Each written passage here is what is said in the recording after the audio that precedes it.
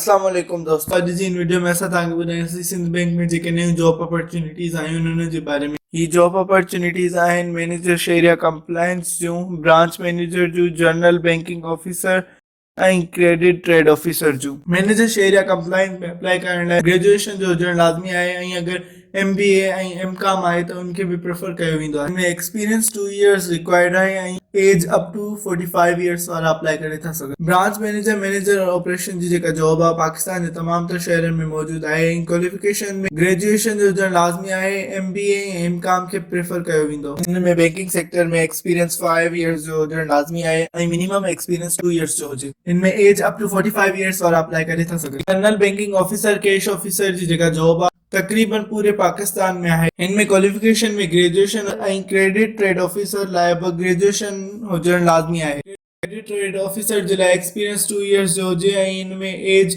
Up two 40 years वारा apply करे था सघनि। www.sindhbank.com.pk/careers ते वञी अप्लाई करे सघो था।